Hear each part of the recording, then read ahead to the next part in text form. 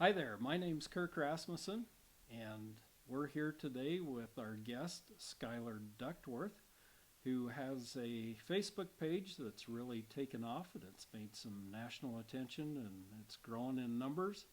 He has a lot of followers, and today we're here to learn about that. And Skylar, why don't you start us off by telling us the name of the site and then a little bit about how it got started. So, with that, take it away, Skylar, and welcome. All right, thank you. I, Again, my name's Skylar Duckworth, and I started a group called Utah Prospectors, Treasure Hunters, and Metal Detectorists about 2 years ago, out of the need for a hobby and not really having a mentor. Uh, it filled the need and a gap there for that. It was always a interest of mine, prospecting and treasure hunting mainly. And it initially just started with me and a few others, and some of the pictures that I'd gathered from interesting places over my years of tramping around in the back country, and it didn't take long posting a few pictures to get a somewhat of a following, and then a few mentors came along, and it just took off from there, and eventually had its own culture and a life of its own. Well, good. Let me ask you a couple of questions about that. So, when you first started this, you had just an idea. Then one day you said, I'll post a picture with a little uh, topic or blurb on there. Do you remember what your first picture was you posted? Uh, I don't know if I remember my first picture, but the first notable picture that got a lot of traction was a site out on the San Rafael Desert, and there was just a lot of faces in the rock, and I think this is where I met a guy who ended up influencing and teaching me a lot. It's Bart Jepson, and from there it seems like things really took off. How did you get to find Bart? How did Bart find you? Or was it because of the page, or did you know of Bart before that? Yeah, it was because of the page. It hadn't taken long, and just kind of there he was. It came out of the blue. I'd never even heard of him before, and just as far as I knew, he was just another guy joining the group. And then next thing I know, it was a whole new chapter in a book. So, speaking of Bart and yourself, who were some of the other founders that helped get this site going? Like, who were some of the original people to jump in there? And do we know some of those people? Or are they people that we're familiar with? Like, Bart's written several books, and he's always out exploring. Hmm. So, how about the others? Well, you were there. You were one of the first to come along, and you know, uh, when I think about it, some of the very first, of course, like I mentioned, was my wife, family, friends, but mostly those who had already been on the treasure scene, who were seeking those kind of things out, and a lot of those people already had affiliations with other groups and sites. Randy Bradford and a lot of those guys that follow him, Utana, I can't remember her last name, Jessup. Utana Jessup, that's right.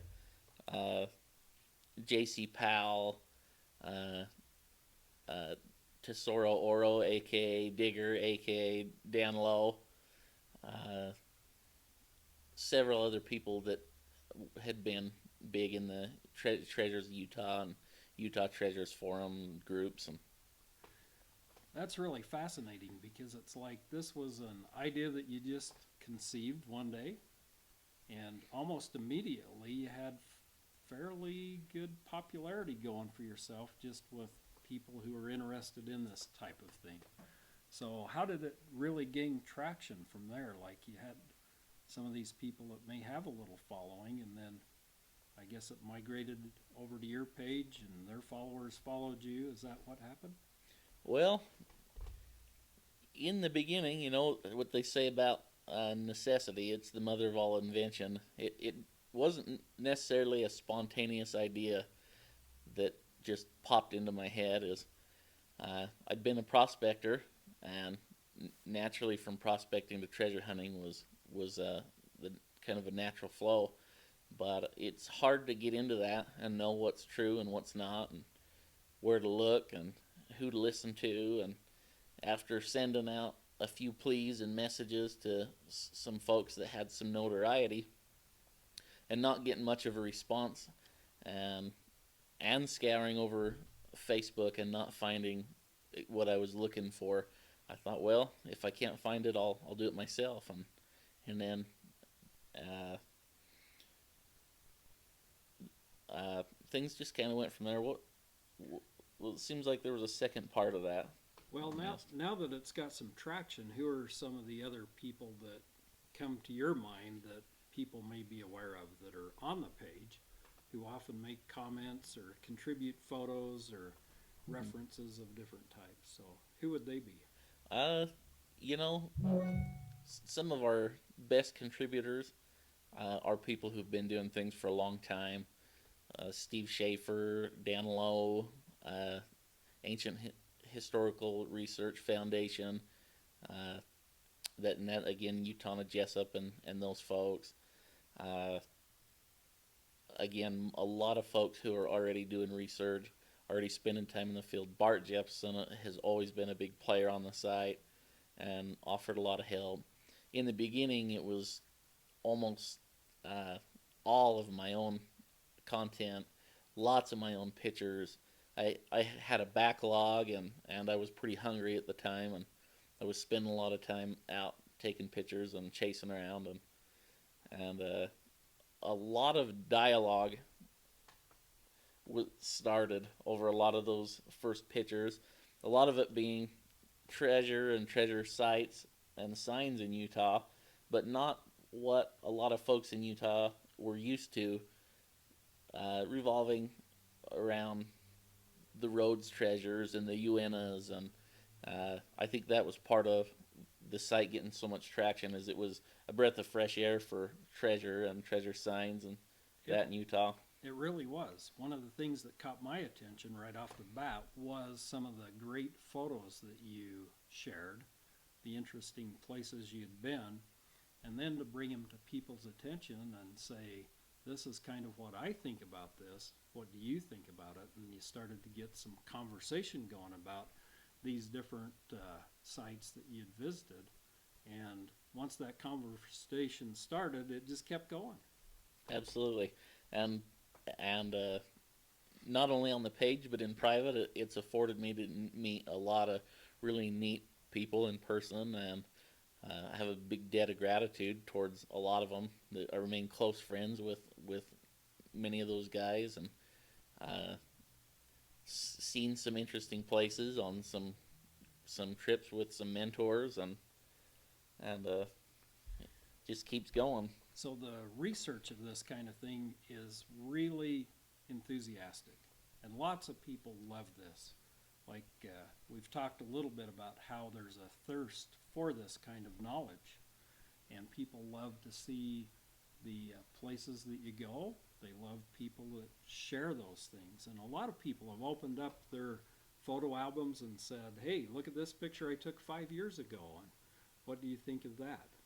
And the interaction on this site's really what makes it a community of people who love archaeology and, of course, go along with the title of the site and prospecting, or, treasure hunting. Yeah. Metal detecting, whatever. Well, absolutely. You said people were enthusiastic about the research, and that's putting it. That's definitely an understatement. I've found over the years that people are fairly dogmatic about their research and their beliefs, and I think that's part of the reason why just one little site started with a few members and grew so big, as so many people who are interested in the title or namesake of the group, they actively research and seek out so much revolving around prospecting, treasure hunting, metal detecting, archaeology, history, anything from antiquity or ancient times. Right. And I think of these, well, I'm sure they are. The folks on here are a lot like me. One of the first pages I check out when I check my messages, I go to this site to see what's going on. And I'm always excited when there's a new photo and new content, new conversation, and it helps quench your thirst, especially during these winter days. Yeah. It helps to have that site going. So you've been networking with lots of people, Yeah. and some of them are fairly famous. You've mentioned a few famous people, Hmm. and then there's some back east and around the country and even now all over the world who might even have been on TV shows and different things that just check the site out regularly. So that's kind of exciting. Yeah, it is. It's afforded me a lot of neat opportunities, like I mentioned.